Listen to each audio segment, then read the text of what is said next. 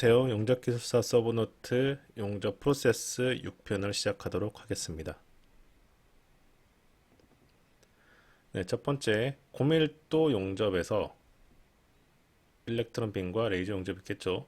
원소 기화와 용입에 대해 설명하시오. 자, 첫 번째 원소 기화. 진공 중에 고에너지 밀도의 전자빔 용접을 하는 경우 진공 중에서의 용접은 증기압이 높은 원소 및 불순물의 증발이 일어나기 용이할 뿐만 아니라 고용가스가 많을 경우 가스 방출로 진공도를 나쁘게 하고 급냉 응고시 기공으로 잔류하기가 쉽습니다. 합금원소의 증발에 따른 손실은 물성의 열화를 초래하기 때문에 주의가 필요합니다. 전자빔 용접에서는 철강 재료에 존재하는 망간과 이 알루미늄 합금 중에 마그네슘 등의 원소는 증기압이 크기 때문에 먼저 증발하여 경도를 낮추는 경우가 있습니다. 이 철강 중의 망간은 약 10에서 15%가 용접 과정에서 소실됩니다. 네, 강판의 가스 절단에서 드래그 길이의 정의와 영향 인자를 설명하시오. 자, 드래그가 어떤 건지 그림을 한번 보여드리면, 자, 이게 가스 절단으로 할 때 절단용 산소가 오고 절단이 이루어지는데 이렇게 커브처럼 이어지는 게 바로 드래그 라인입니다.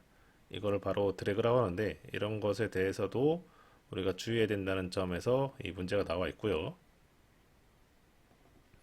네, 강철을 800에서 1000도씨로 예열하여 절단 토치로 순도가 높은 산소를 분출시키면 강철은 급격한 연소 작용을 일으켜 산화철이 되며 강렬한 반응열을 발생시키고 이때 산소의 분출력에 의해 산화철이 밀려나며 절단이 됩니다.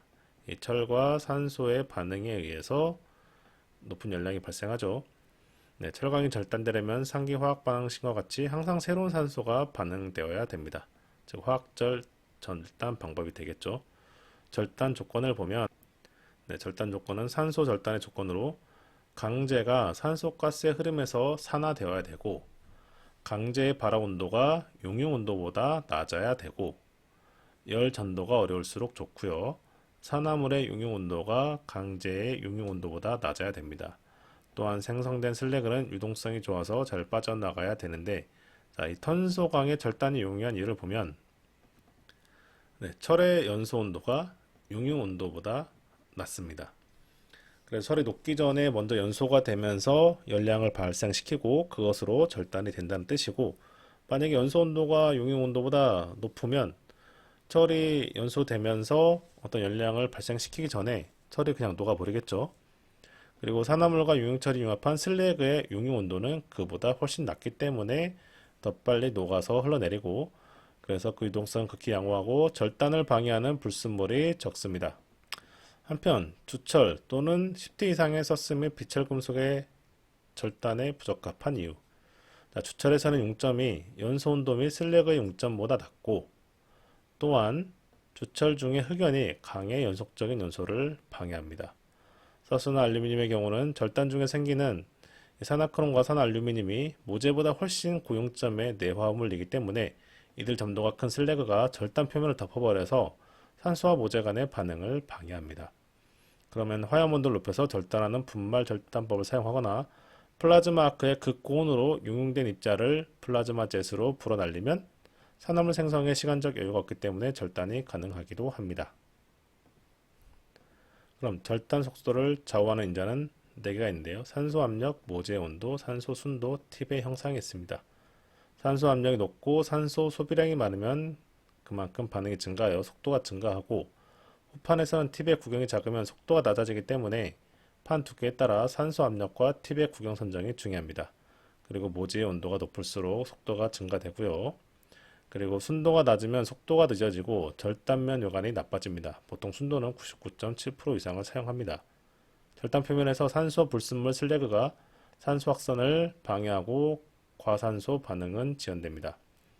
팁의 현상, 절단 산소는 가늘고 고속으로 분출되어야 됩니다. 양질의 절단면을 위해서는 절단지의 두께에 따라 예열 불꽃의 상태, 절단 산소의 유량, 절단 속도 및 절단 토치 등을 적절히 선정해야 됩니다. 절단 속도가 빠를 때는 드래그가 커지고 절단면 모서리가 둥글게 되며 표면 모서리 바로 밑이 팔게 됩니다. 절단 속도가 느리면 표면이 과열되어 표면의 모서리가 둥글게 되고 밑부분의 요철, 슬래그가 절단면에 단단히 부착하게 됩니다.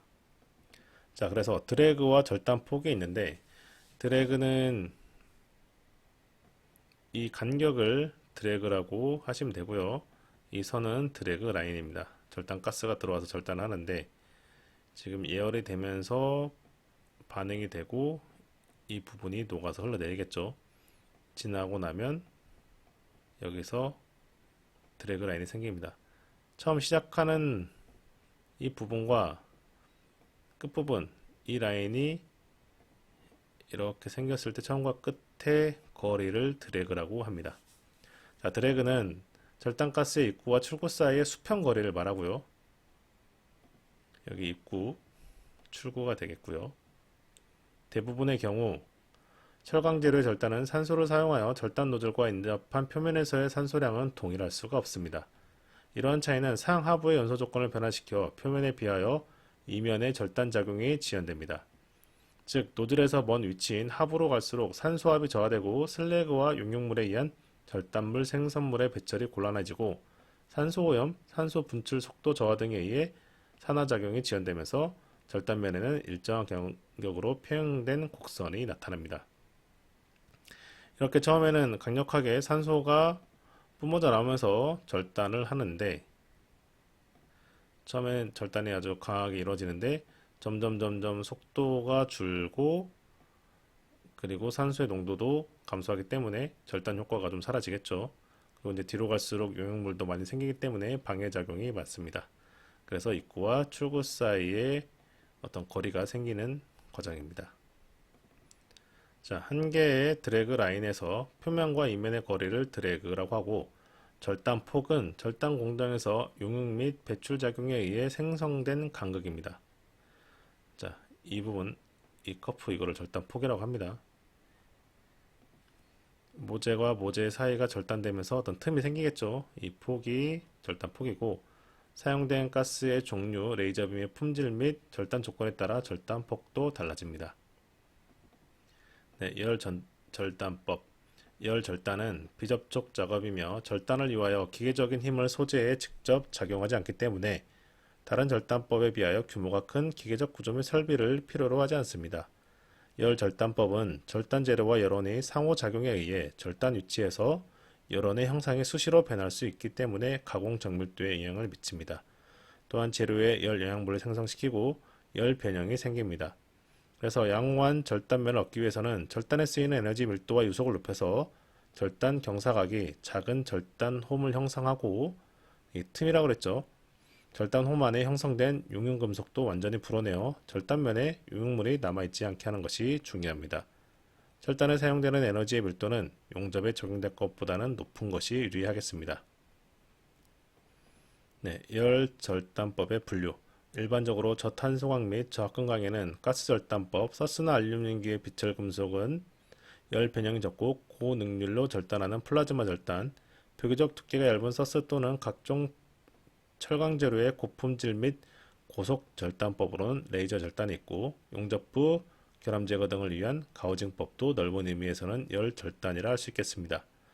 화학 반응 에너지를 이용하는 절단은 산소 가스 절단, 분말 절단, 그리고 전기 아크 에너지를 이용하는 절단으로 플라즈마 절단, 미그 절단, 아크에어 절단, 아크톱 절단, 그리고 빛 에너지를 사용하는 레이저 빛을 열원으로 사용하는 레이저 절단이 있고요. 그리고 두 가지 이상의 에너지를 이용하는 절단도 있습니다. 네, 절단법 종류별 특징. 가스 절단을 보면 가스 절단의 원리는 금속 재료 발화 온도에서 순도 높은 산소를 공급하여 연소하고 제거되는 원리고요. 가스절단법의 적용으로는 에너지 사용 효율이 높으나 사용 범위 확대에 의해 분말 절단법이 적용됩니다. 네, 이거는 예열이 필요하고 속도가 느리고 열 변형이 큽니다. 절단면 형성과 슬래그. 절단면 뒤에 슬래그를 부착하지 않고 쉽게 분리되어야 되고요. 고속절단의 한계가 있습니다. 속도가 빠르면 드래그가 커지고 수직 관통이 불가능합니다. 절단 능력은 합금강은 예열이 반드시 필요하거나 원소 함유량 파악이 필요합니다. 그리고 절단면의 성질. 품질은 산소의 순도와 압력, 유량, 재료의 온도에 영향을 받습니다. 네, 플라즈마 절단은 전기 에너지를 이용한 아크 절단의 범주인데요. 용접에서는 낮은 가스 유속이 공급되는 것에 비하여 절단에서는 높은 속도의 플라즈마 제트가 필요합니다. 플라즈마 절단의 특성은 열적 수축 효과가 있고 자기적 수축 효과에 의한 아크 수축, 그리고 노즐 구속부에서의 전압 강화량은 노즐 하류부에 비하여 현저하게 높으며 이는 열의 대부분이 노즐 구속부에서 발생한다는 것을 의미합니다. 더블 아크, 전류값이 한계를 넘게 되면 노즐 구속부에 아크를 덮고 있는 차폐가스층이 파괴되어 전극 모재 외에 노즐 모재의 아크가 발생하는 더블 아크로 절단 능력이 저하됩니다. 그래서 노즐 및 전극이 손상되므로 전류를 약간 낮게 선정해야 됩니다. 절단의 품질은 전류, 토치 높이에 따라 변형이 됩니다. 네, 그리고 레이저 절단. 레이저 절단은 재료 의존성이 없고요. 피접촉이므로 공급 안무도 없습니다. 빔의 분배를 이용하여 한 개 발진기에 동시 작업도 가능하고 투명체를 통해 에너지가 절단되므로 밀봉 용기의 속도 가공 가능합니다. 대신에 초기 투자비가 좀 높고요. 이거는 레이저 열 절단이 있고 레이저 광학적 절단이 있고 그리고 펄스 절단, 레이저 수압 절단이 있습니다. 네, 가우징, 아크에어 가우징의 원리 및 야금학적 특징. 원리 및 특징 보면 아크에어 가우징은 고전류 아크가 탄소 전극과 부재 사이에서 발생하고 압축된 공기가 연속적으로 공급되어 용융금속을 불어냄으로써 절단, 구멍 뚫기, 용접부 그루브 가공 및 결함 제거 등의 작업에 사용됩니다. 전류는 직류와 기류전은 모두 사용이 가능하고요. 작업 시 주의사항을 보면 공급되는 고압의 공기는 용융된 금속을 날려보낼 수 있을 정도로 충분한 양과 속도를 유지해야 되며 불충분한 경우에는 면이 불량해지고 탄소가 잔류하게 되어 용접 불량의 원인이 되기도 합니다. 작업 속도가 너무 빠르면 탄소 함물이 잔존하는 경우가 있고 작업 속도가 너무 느리면 절단면이 거치게 됩니다. 또한 공기의 배출이 적절하지 못하면 모서리에 슬래그가 쉽게 부착됩니다. 네, 가스 절단에서 침물선 해체에 규량의 개조 등에 적용되는 수정 절단에 대하여 토치 형상 특징 시공 방법을 기술하시오. 자, 토치 형상을 보면 가스 절단 토치의 구조는 일반 가스 토치에 비해 둘레에 공기 커튼을 만들기 위한 장치가 추가되어 있습니다. 자, 압축 공기가 쭉 양쪽으로 이렇게 들어가는 게 추가되어 있고요. 즉 분말 절단의 플럭스 플러스 공기 대신에 압축 공기를 주입하여 공기 커튼을 형성합니다. 네, 특징은 공기 커튼의 역할은 절단 시 절단면에 물이 닿는 것을 막고 예열 불꽃을 안정시켜 절단이 원활하게 이루어지도록 하는 역할을 합니다. 시공 방법은 수중에서 점화를 할 수 없기 때문에 점화용 보조팁이 있어서 토치를 수중에 넣기 전에 보조팁에 점화를 하고요. 연료가스로는 수소, 아세틸렌, LPG 등이 쓰이고 주로 수소가 사용됩니다. 작업을 시작할 때 예열 불꽃의 점화는 약품이나 아크를 써서 수중에서 행해야 되고요. 일반 가스 절단보다 예열용 혼합가스 유량이 4배에서 8배까지 요구되며 절단 산소의 분출구는 1.5배에서 2배로 합니다. 보통 45mm까지 가능합니다. 네, 그 외에 절단법을 소개해드리면 분말 절단, 레이저 절단, 아크 절단이 있습니다. 분말 절단은 파우더 커팅이라고도 하는데 주철서스, 알루미늄합금 또는 비금속을 보통의 가스 절단이 곤란하여 철분이나 플럭스 등의 미세 분말을 연속적으로 절단 산소에 혼입시켜 공급함으로써 예열 불꽃 중에서 연소 반응시켜 산화물을 이용해 제거하는 절단 방법입니다. 네, 레이저 절단은 레이저를 미소 부분에 직광시켜 재료를 급격히 구포적으로 가열하여 용융 절단하는 방법입니다. 아크 절단은 아크열을 이용하는 절단법으로 금속을 녹여서 자라는 물리적인 방법입니다. 네, 석유 수송용 파이프를 제작 및 설치하는 심 용접과 거스 용접을 설명하시오. 각각의 용접에 적용하는 대표적인 상용 용접법 두 가지. 자, 세계의 에너지 사용량 증대로 라인 파이프의 중요성이 증대되고요. 그 수송을 위해 파이프의 직경이 커지고 압력이 높아짐에 따라 이 파이프에 요구되는 기계적, 화학적 특성이 점점 까다로워지고 있습니다. 한랭 지역에 건설되는 경우 좋은 인성이 요구되고 황화수소 등의 소울가스를 포함하고 있는 원유를 수송하기 위해 수소 유기균열과 황화물 응력 부식 균열에 대해서도 우수한 저항성을 요구받고 있습니다. 자, 라인 파이프 용접 기술의 종류 및 특징. 심 용접은 뭐냐면 심 웰딩 그리고 둘레 방향으로 거스 웰딩. 가끔 파이프 이름을 보면 심리스 파이프라고 있죠. 심리스 파이프는 이런 심 용접부가 없다는 뜻이고 보통 심 용접이 생기는 이유는 이런 플레이트를 동그랗게 말아서 이 부분을 용접하기 때문에 심 용접이 생기는데, 심리스 용접은 파이프를 이렇게 플레이트를 말아서 용접하는 게 아니라 어떤 판을 밀어내기 식으로 해서 동그란 형상을 바로 만들어내는 게 바로 심리스 용접이 되겠습니다. 용접 없이 이제 압출 등으로 인발 등으로 만들어지는 게 심리스 파이프고요. 자, 라인 파이프 설치를 위해 크게 적용되는 방법 두 가지. 심 용접, 파이프를 만들기 위한 용접이고, 거스 용접은 배관 제작사가 만든 배관을 라인 건설 현장에서 연결하는 현장 용접입니다. 이거는 이제 필수적으로 해야 되겠죠. 왜냐면 보통 파이프 제작사에서 만들어 오는 길이가 뭐 12m 정도 됩니다. 그러면은 이거를 운송을 해서 현장에 갖다 놓고 서로 얼라이먼트를 맞춘 다음에 두 부분 다 용접해야겠죠, 파이프를. 그래서 쭉 목적지까지 또는 이제 기기와 기기 사이를 연결하는 방법으로 이 배관과 배관 사이 용접, 거스 웰딩이 있습니다. 그리고 심 용접을 위한 상용 용접법을 보면, 자, 스파이럴 파이프, RB 파이프, U52 조관이 있습니다. U 모양, 동그라미 모양, 익스펜션 안에서 확장하는 거죠. 그리고 스파이럴 파이프는 콜 형상의 소재를 나선 형태로 감으면서 파이프를 제작하는 거고, RB 파이프는 판재 소재를 원형으로 변형하여 용접하는 것.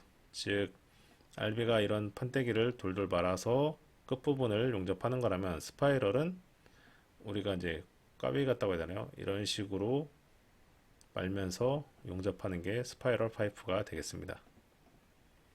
네, 이게 나선형 파이프, 스파이럴 파이프인데요. 지금 이렇게 나선형으로 꼬여 있죠. 이런 식으로 용접이 된 게 스파이럴 파이프가 되겠습니다. 그리고 코일 형태는 ERW법이 주로 사용이 되고, 심 용접에 있어서 강제의 후육화에 따라 용접 이별량 증가는 피할 수 없는 과제고요. 저해별 용접을 위해 SAW 대신에 레이저 용접에 적용이 검토되고 있습니다. 거스 용접은 주로 건설 현장에서 많이 사용되는데 GMAW, SMAW 등이 많이 사용이 됩니다. 네, 심 용접 기술은 SAW가 주로 적용되며 용접 시의 효율성을 높이기 위해 타전극화, 고속화되고 있습니다. SAW 적용하여 고속 용접을 위해서는 내 외면에 각각 1패스씩 용접되는 BD의 적정 용접 깊이를 확보해야 하고, 이 때문에 타전극 SAW법에서는 선행전극은 용입 깊이 증가를 위해 DC 전원을 사용하고, 후행전극은 용착량 증가를 위해 교류 전원을 사용하는 것이 일반적입니다. 네, 파이프 제조 방법별로 어느 정도 크기까지를 용접할 수 있는지, 그리고 두께는 어느 정도까지 할 수 있는지를 나타낸 표현인데, 자, 파이프 외경이 이렇게 커지는 거 있죠. 플레이트로 하는 거, 스파이럴로 하는 거, 또는 이제 밴딩으로 하는 이 방법에 따라서 파이프의 사이즈와 두께가 점점 커지는 걸 알 수 있겠습니다. 다음으로는 강관용 소재별 성형 방법별 적용 용접법의 분류인데, 자, 소재는 판재를 쓰느냐, 코일을 쓰느냐. 코일은 스파이럴이고, 판재는 돌돌 말아가지고 UOE법, RB법, JC법이 있는데, 그 부분을 결국에는 끝에를 용접을 해야 되잖아요. 판재는 SAW, 코일은 ERW나 ERW 플러스 LBW가 주로 사용이 됩니다. 그럼 이걸 현장에 가져와서 거스 용접을 하겠죠. 파이프와 파이프를 있는 거, 그때는 뭐 SMAW나 GMAW, EBW 여러 가지가 사용이 됩니다. SAW는 후육 및 큰 직경의 강관 제조하는 데 주로 적용되고, ERW는 비교적 얇고 직경이 600mm 이하의 중소구경 강관에 적용됩니다. 그리고 강관의 성능평가 항목이 있습니다. 용접 시공성을 평가하는 거, 안정성을 평가하는 거, 그리고 파이프 특성과 평가 항목, 요거 본질에 대해서 표로 정리된 거 한 번씩 읽어보시면 도움이 될 것입니다. 네, 고압력 용기 용접 시 주의사항 및 최적의 용접 방법 설명하시오. 압력 용기는 대기압 이상의 운전 환경에서 기체나 유체에 의해 작동되는 산업 설비를 말합니다. 자, 고압력 용기는 고압동의 운전 환경에 견딜 수 있을 뿐만 아니라 장기간 운전에 대한 안전성 보증을 위해 용기 제작 용접 방법이나 기타 시공 방법에 대한 신뢰성 확보가 중요합니다. 용접 기술은 용접 방법, 용접 재료, 개선 형상, 예열 온도 등을 포함한 용접 조건과 용접 후열 처리 조건, 비파괴 검사법 등을 고려해야 됩니다. 용접은 압력 용기 제작 목적에 맞게 두 가지로 구분할 수가 있는데, 압력 용기 자체의 구조적인 제작을 위한 이음부 용접과 압력 용기의 부가적인 기능을 추가하기 위한 내면 오버레이 용접이 있습니다. 자, 용접에서 용접 이음부는 용접 금속, 열 영양부, 모재로 이루어져서 모재와는 다르게 야금학적인 성질 및 기계적 성질이 균일하지 않으나 모재와 동등 혹은 그 이상의 성능이 요구됩니다. 네, 용접 시공 시 주의사항을 보면 압력 용기의 몸체 이음부 용접, 단조품 경우 쇠레에 심 용접부가 없으므로 원주 용접만으로 제작을 하고요. 압연재는 판재니까 밴딩 성형후 심 용접을 해야 됩니다. 그리고 용접 개선 형상을 선정해야 되는데 용접 시간, 용접 재료 양, 용접 편형을 고려해야 됩니다. 그리고 보수 용접을 할 때 위치 선정도 해야 되고 용접 변형과 교정도 주의사항이 되겠습니다. 네, 용사의 원리와 종류 및 적용 사례, 썸머 스프레이라고 하고요. 용사란 용융 상태인 재료의 입자 또는 분말을 고속도로 모재면에 충돌시켜 피막층을 만드는 일종의 표면 피복법입니다. 용사의 종류를 보면 여론에 따라서 구분할 수 있는데 가스식과 전기식. 네, 가스식과 전기식인데 가스식은 연료가스와 산소의 연소 에너지를 이용하는 것이고 전기식은 아크열 방전 에너지, 저항 발열 등의 전기 에너지를 이용하는 것으로 분류되며 사용하는 용사 재료 형태에 따라 용선식, 용봉식, 분말식으로 구분합니다. 용사 방법은 분말식, 플라즈마, 폭발, 고속, 화염 용사 등으로 개발이 되고 있습니다.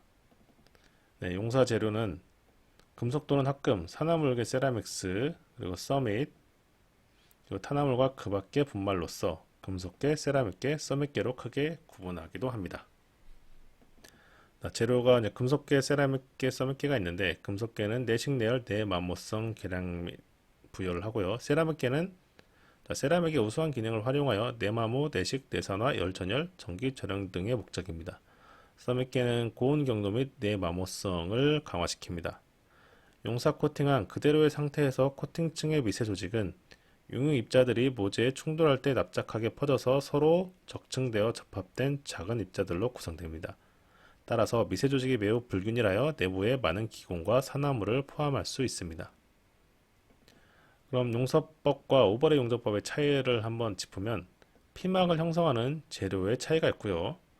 모재와 피막 재료의 용융 및 희석도가 있고 아무래도 오버레이 용접은 희석되는 게 많겠죠. 녹으면서 모재가 용가재와 섞이기 때문에 대신에 용접법은 희석이 별로 없고 용사되는 재료가 모재에 바로 붙어서 이 코팅을 하는 과정을 갖게 되고요. 그리고 모재 표면에 피막재를 입히는 방법의 차이가 있습니다. 오버레이 용접은 아크열들을 사용하고 용사법은 어떤 물리적인 힘으로 인해서 코팅이 되는 걸로 생각하시면 되겠습니다. 네, 용사 재료의 종류. 단일 조성의 재료는 많은 기능, 기대가 어렵기 때문에 여러 종류의 재료를 조합한 용사 재료를 사용합니다. 금속계 용사 재료는 용융 온도가 낮아 쉽게 용융되고 비행 중 산화되므로 불활성 분위기나 또는 감압시켜서 사용해야 되겠습니다. 세라믹 용사 재료는 밀도가 작고 비행 시간이 짧고 융점이 높아서 용융시키기 어렵습니다. 자, 특징을 보면 재료의 열팽창 개수가 낮으므로 금속뿐만 아니라 세라믹 소재에 용사하는 경우에도 열팽창 개수의 차이를 고려해야 되겠고요. 기타 서메트계와 플라스틱계의 용사 재료가 있습니다. 네, 용사 분말의 제조 방법. 분무법, 용융 또는 소결법, 분사건조법, 클레드법이 있는데 용융을 시킨 다음에 분사시켜서 뿌려서 응고를 시키는 거고, 자, 응용 소결법은 용융 소결 제조 후 불규칙한 괴상을 가열하여 구상화 처리하는 거고요. 분사시킨 후 가스에 의해 건조하는 방법. 그리고 클레드법은 내부 분말을 다공 혹은 치밀한 층으로 피복하여 부착하는 방법이 되겠습니다. 용사법은 화염으로 하는 것, 폭발 방법으로 하는 것, 고속 화염 용사로 하는 것, 아크 용사로 하는 게 있습니다. 또한 대기 플라즈마 용사, 진공 플라즈마 용사, 분위기 제어 플라즈마 용사, 저온 분사가 있겠습니다.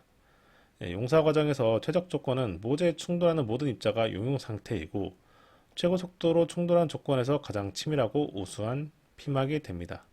즉 모재가 있는데 여기서 뿜어져 나오겠죠. 이 미세한 분말들이.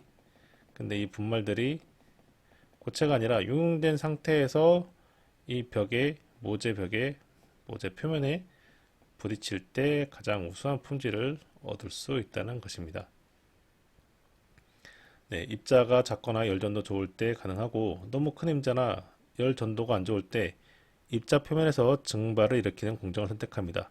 자, 증발 효과에 의한 단점이 뭐가 있느냐면 단점, 공정 생산성, 재료의 질량과 피복된 재료의 질량비가 감소하고 증기가 입자 주위 화염을 가라앉혀 열 전달을 감소시키고 피막 표면의 증기가 응축되어 피막층의 접착성과 인성이 감소되고 인체에 유해한 증기를 발생할 수 있습니다. 자, 시공은 청정화시키고 조면화 처리하고 용사 처리하고 후처리를 합니다. 후처리는 열처리나 봉공 처리를 합니다. 용사 피막의 제어 및 특징, 화학적인 결함에 의한 것보다는 기계적인 앵커 효과에 의한 결합이므로 용의 입자의 변형 형태와 온도 등은 매우 중요합니다. 증상의 두께가 중요한 인자이며 충돌 시 입자의 온도에 따라 두께가 변화합니다. 네, 특별히 콜드 스프레이 코팅, 저온 분사 코팅에 대해서 설명을 하면 저온 분사 코팅 공정은 보통 1에서 50마이크로미터의 입도를 가진 금속이나 복합 재료 분말을 압축가스의 초음속 제트로 가속시켜 분말 소재의 수성 변형과 결합의 충분한 속도인 인계 속도에 도달하여 코팅을 형성하는 기술입니다. 바로 고상 상태의 공정이라 할 수 있겠고요. 원리를 보면 고속의 충돌이 분말의 얇은 금속 산화말을 파괴하여 순간적으로 높은 압력과 온도에 의해 원자 간 결합을 형성합니다. 고상 상태의 공정으로 인계 속도에 의한 금속 분말의 적중률이 달라집니다. 인계 속도 이하에서는 마모의 공정과 일치하고 인계 속도 이상에서는 코팅 공정이 시작됩니다.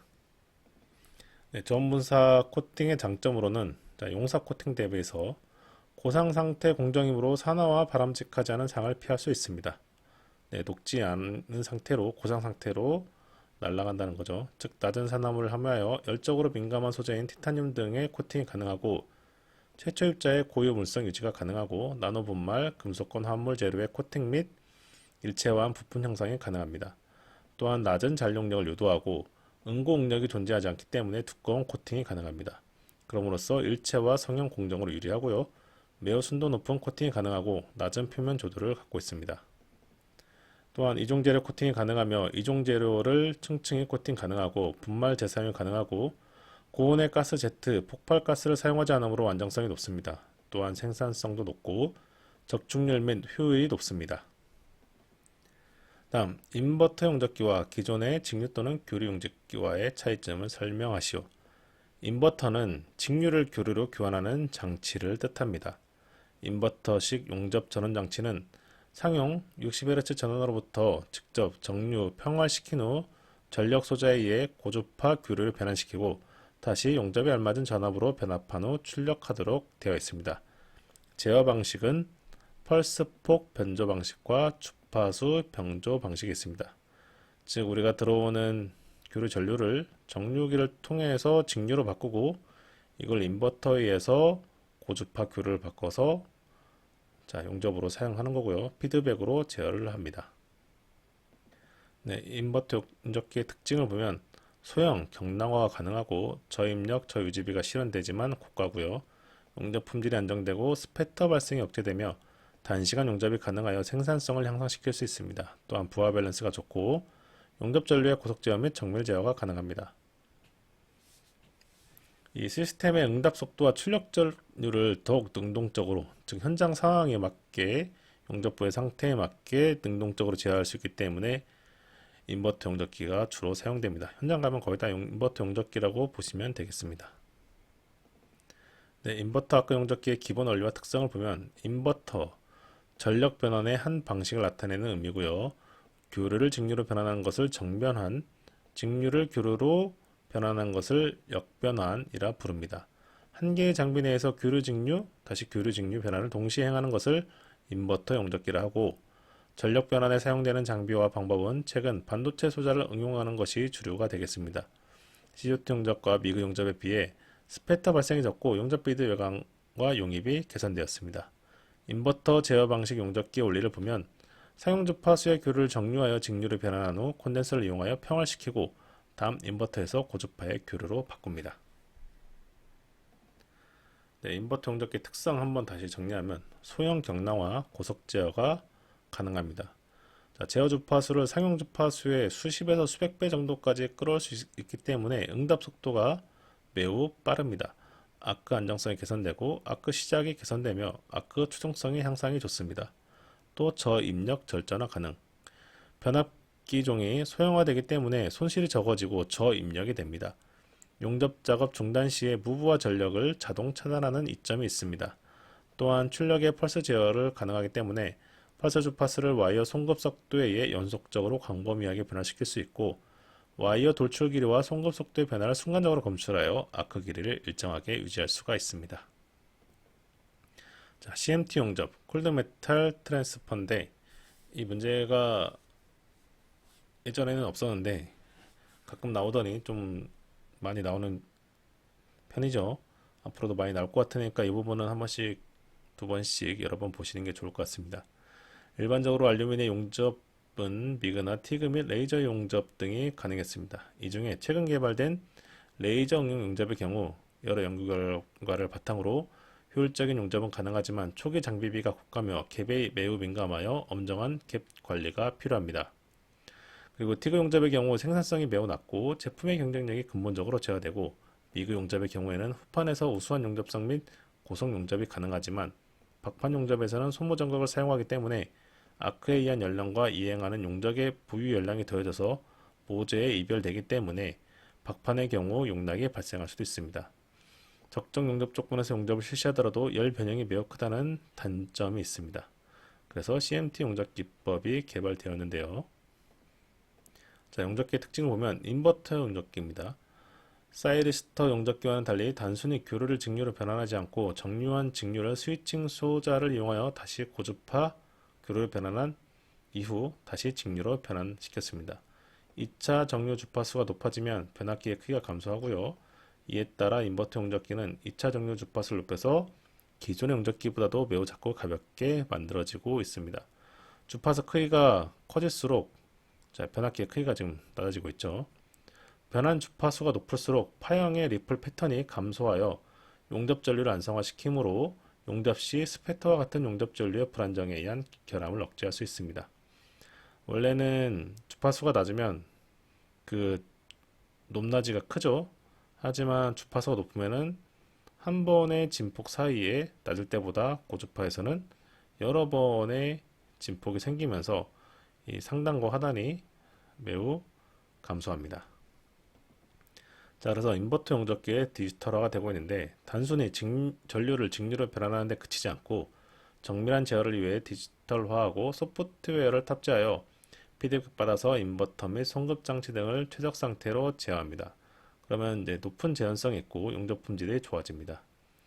단락 이행 용접에 적용을 하면 단락 이행 시에는 단락 발생 시 급격히 상승하는 PQ 전류에 의한 스패터의 발생이 원래 많은데 전압이 수직직하 낙하하는 구간 이후 전류가 급상승하지 않고 일정하게 피크를 유지한 후 단락이 끝나는 구간에서 이 버스트 아크가 안정적으로 발생하도록 디지털 제어를 합니다. 네, 펄스 용접은 펄스가 발생하는 구간에서 용적 이행 평균 전류가 낮아서 이별이 제어됩니다. 한 펄스에서 하나의 용적을 떨구는 것이 어렵기 때문에 디지털로 전류를 피드백하는데 특히 알루미늄 용접 시 기저 전류를 낮게 유지하기 위해서 아크 길이를 일정하게 유지하는 것이 중요합니다. 와이어 송급 속도를 전압과 동기시켜서 송급 속도를 제어함으로써 아크 길이 변화에 따라 송급 속도를 조절하고 낮은 기저 전류를 유지하도록 합니다. CMT 용접의 원리는 기본적으로 숏 아크이지만 가장 큰 차이점은 단락 시 와이어가 후진하여 강제적으로 단락을 종료하고 모재와 와이어 사이 아크를 부스트 시킵니다. 원래 미그 용접에서 숏 아크를 사용하면 이별을 최소화되기 때문에 단락 이행을 이용한 숏 아크가 미그 용접 시에 사용이 됩니다. 이별을 최소화하기 위해서. 그리고 또한 단락 구간에서도 전압을 낮게 유지하여 단락에 따른 과전류의 흐름을 제어함으로써 높은 전류에 따른 아크의 발생이 모재와 와이어 사이에서만 발생하므로 모재에서 높은 단락 전류가 흐르는 숏 아크와 달리 이별이 매우 낮습니다. 네, 적용 사례를 보면 CMT는 다양한 구조물의 아크 용접을 적용할 수 있는 가능성을 열었는데 이종 두께의 알루미늄 겹치기 용접이 가능하고 일반적으로 박판과 후판의 겹치기 용접은 판 두께의 짜에 따른 이별 제어가 곤란하여 다른 고가의 프로세스를 적용했는데 여기 적용이 가능하고요. 아크 용접기를 이용한 정밀 용접의 한계를 디지털화하여 극복하고 CMT의 낮은 이별 성능은 난 조건에서 보다 정밀하고 재현성 높게 재현이 가능합니다. 네, 용접선 추정용 아크 센서의 원리에 대해 설명하시오. 용접용 센서는 용접 결과에 영향을 주는 인자를 검출하고 신호화하며 검출된 신호를 처리하여 용접 작업 감시, 조작 및 제어에 사용됩니다. 아크 용접에서는 고열에 의해 용접부에서 열 변형이 발생하므로 용접선 추적이 상당히 큰 문제인데요. 이를 위해서는 센서에 의한 폐쇄로 제어 방식이 필수적입니다. 자, 이런 건 자동 용접에서 사용되는 센서겠죠. 자, 본론 센서의 기능. 용접 초기점 탐색이 기능이 있고요. 용접선 추적 기능이 있습니다.